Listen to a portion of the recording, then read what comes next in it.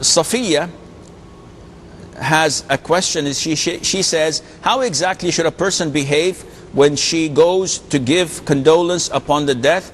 In any house, generally, we find people sitting and gossiping. Is it permissible to eat if they serve you food? If not, how should I refuse? What am I supposed to say to them? First of all, it is not part of the sunnah to gather for accepting the condolences.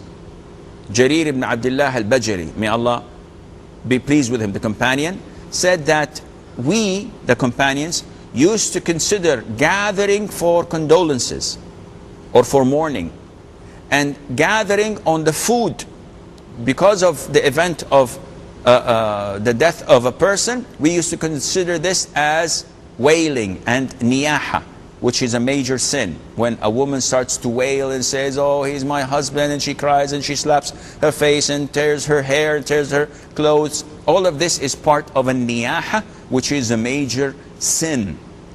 And Jarir, may Allah be pleased with him, says that the companion used to consider the notion of just gathering for mourning and for accepting the condolences of people and to eat food, as we or some Muslims do. Unfortunately, this is a major sin. So if you hear about someone's death, what to do? It's very simple.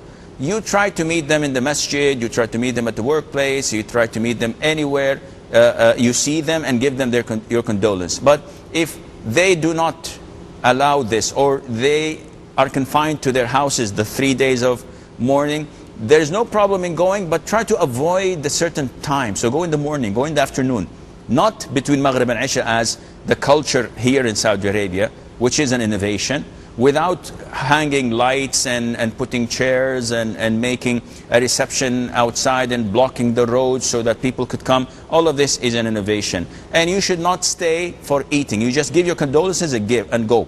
Even if they hold you to eat or to stay, don't do that, because as stated before, it is part of